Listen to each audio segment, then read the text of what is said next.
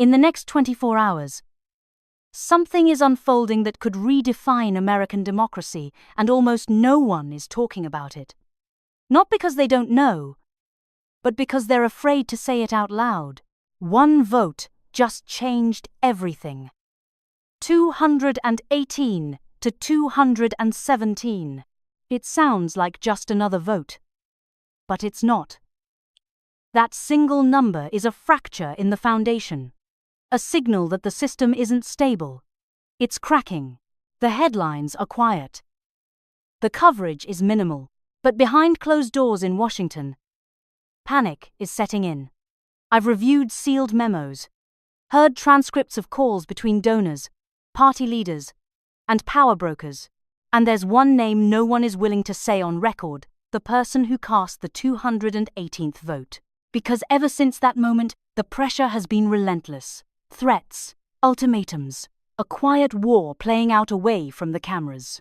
This isn't a partisan moment, it's a constitutional emergency. 3 scenarios are in motion, each one more volatile than the last.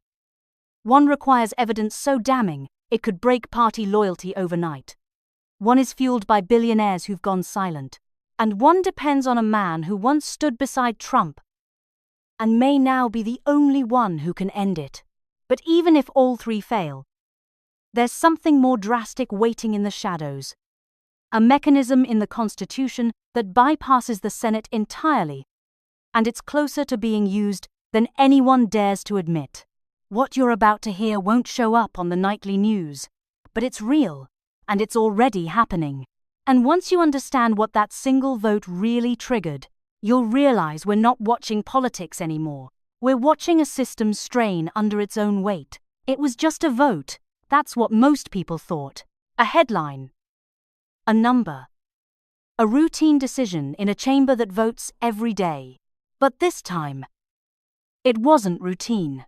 218 to 217. That single-digit margin didn't just pass a motion. It cracked the foundation of American governance. And no one is acting like they understand how close we came, how close we still are to something irreversible. Historically, moments of impeachment come with overwhelming consensus, even from those across the aisle. In 1974, as Richard Nixon faced imminent charges, over 400 House members stood ready to impeach. In 1998, Bill Clinton's vote count showed clear division but still enough distance to maintain legitimacy. 228 to 206. Even Donald Trump's first impeachment in 2019 ended 230 to 197. There were lines, yes, but they held. Not this time. This was no tide. No movement. No groundswell of national unity. It was a bare-knuckle, last-minute, one-vote lifeline to push through a decision that half the chamber believes is a weapon, not a remedy. And that matters, because legitimacy in a democracy doesn't come from paperwork. It comes from belief, shared belief, that the system still works. When 217 people in power reject a process meant to safeguard the republic, and 218 barely support it, what does that say about the stability of the ground we're standing on? This wasn't a sign of strength. It was a red flag, a signal flare that the old norms have collapsed, and something new, something colder, more dangerous is emerging. We're not talking about disagreement anymore. We're talking about fracture. And the pressure building behind that crack? It's only just begun. The House did its part. They passed the articles. Barely. But now comes the real test, the Senate. And the number isn't 51. It's not 60. It's 67. A supermajority that was never meant to be easy. But today, it's not just difficult. It's close to impossible. There are 50 Democrats, 3 independents who typically vote with them. That brings the starting count to 53. Which means they need 14 Republican senators to switch sides. Not abstain, not hesitate, but stand up and vote to remove the leader of their own party from power. In this climate, that's political suicide. The Republican Party isn't built around policy anymore. It's built around one man. And turning against him doesn't just cost you donors or votes, it marks you for elimination. Trump doesn't forget, and neither do his supporters. Look at what happened the last time. In 2021, after the Capitol riot, only 7 Republicans in the Senate voted to convict him. That was with blood still drying on the marble floors. And even then, those 7 were branded as traitors. Some retired, others were primaried. The message was clear: loyalty is not optional.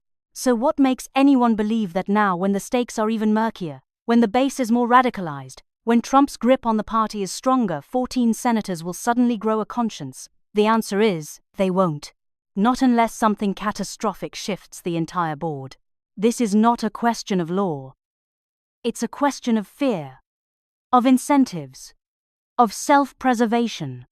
And under those rules, 67 isn't a legal threshold. It's a wall no one wants to touch. There are 3 paths being whispered in Washington right now. Only one has a real shot at moving enough Republican senators to make 67 possible. And it starts with what they fear the most: exposure. Scenario A is the one no one wants to say out loud. The evidence bomb. A recording. An email chain. A sworn statement from someone too close to ignore. Not rumor. Not narrative. Proof. The kind that ends careers overnight. The kind that makes loyalty dangerous. This isn't unprecedented. When the Nixon tapes surfaced in 1974, support for the president collapsed in less than 24 hours. Senators who had sworn to defend him were calling for his resignation by morning. That's the power of undeniable truth. It doesn't persuade, it overwhelms. Right now, sources suggest something is circulating behind the scenes. It hasn't gone public. Not yet. But pressure is building. The moment it leaks, if it leaks, votes will shift not out of conscience, but out of self-preservation. No one wants to be caught defending the indefensible. But if the truth doesn't break them, maybe money will. Scenario B is quieter, colder, and possibly more effective. In the last 2 weeks, at least 7 major Republican megadonors have gone dark. No public statements. No fundraising checks. No tweets. One, a longtime Trump ally, has erased every pro-Trump post from his digital history, as if it never happened. This is not coincidence.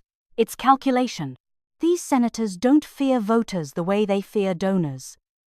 Voters show up every 2 or 4 years. But donors decide if your campaign even gets off the ground. And if the money stops, everything stops. In Washington, loyalty is rented. And right now, the rent is overdue. If these power brokers pull out entirely, if they whisper to senators that backing Trump means losing the future, then the math starts to shift. Quietly, strategically, but definitively. Because when money exits the room, courage enters. And for some senators, that might be the only way they find their voice. The third scenario is the one no one dares to admit they're hoping for. The Pence factor. Not because he's loud, not because he's popular, but because, in this moment, he might be the only person who could say the one sentence that changes everything. Mike Pence knows the game. He's played it longer than most. And while he's not seeking office again, his voice still holds weight, especially with the evangelical base that once stood solidly behind Trump. He doesn't need donors. He doesn't need favors, which means, unlike most politicians, he has nothing to lose. Reports have emerged that several Republican senators have reached out to him privately. Not for advice, but for permission. They need cover, a shield, and Pence, with a single televised statement declaring that Trump is unfit for office, could give them that. Not just moral clearance, but political air support. He hasn't said no. In fact, sources close to Senate leadership confirm that a time and place are already being discussed for a potential press event. If Pence speaks, the rules change. Loyalty to Trump would no longer be loyalty to principle, it would be defiance in the face of a respected voice from within. But even if that doesn't happen, there's one more mechanism lurking in the background. One that bypasses the Senate entirely. The 25th Amendment, Section 4. It sounds dramatic because it is. If the Vice President and a majority of the Cabinet declare the President unable to discharge the powers and duties of his office, power transfers immediately. No trial, no debate, just a signature and the weight of the Constitution. The problem is not legality, it's who moves first. Who in the Cabinet is willing to betray the man who gave them their career? Because the moment they do, they become a target not just politically, but personally. And yet, there are signs. The Secretary of Defense is reportedly screening White House calls. Access has been cut. Filters applied. That's not protocol. That's someone preparing for impact. The 25th Amendment was never meant to be used this way. But in a system this strained, even emergency options become part of the conversation. It's not about courage anymore. It's about containment. The Constitution is clear. If the Senate votes to convict, the President is removed. Power transfers. The system resets. But what happens if the man at the center of it all says no? That's the scenario no one wants to talk about.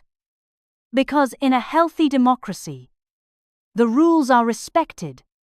The process is accepted. But what if the process is rejected not by the people, but by the one it's meant to constrain? Imagine this. The Senate votes 68-32. Chief Justice announces the result. Kamala Harris is sworn in. Legally, constitutionally, it's over. But Trump doesn't leave. He stays in the Oval Office, declares the vote illegitimate, claims it was rigged, calls it a coup, and refuses to step aside. What then? Marine One is waiting. The Secret Service is ready. But orders are now contested. Who do they listen to? The woman with the oath or the man in the chair? The military watches. The chairman of the Joint Chiefs becomes the most powerful figure in the country in that moment. His recognition decides who commands the armed forces. If he hesitates even for a day, uncertainty spreads like wildfire. Across agencies, states, streets, governors begin choosing sides. Texas says they don't accept the removal. Florida follows. Ohio next. Federal agencies freeze. Who gives orders now? The FBI? Homeland Security? Treasury? Everyone is caught between two claims of authority, one constitutional, one defiant. This isn't just legal confusion. It's a legitimacy crisis. And history is clear about what happens next. Not theory precedent. When a leader refuses to leave and half the system chooses to follow, the rule of law breaks. Quietly at first. Then all at once. That's why this scenario terrifies the insiders. Not because it's dramatic, but because it's possible. And if it happens, no amendment, no court, no vote will be enough. In that moment, the survival of democracy will depend on something far more fragile than law. Loyalty. History has shown us again and again that institutions alone don't hold nations together. Laws. Constitutions.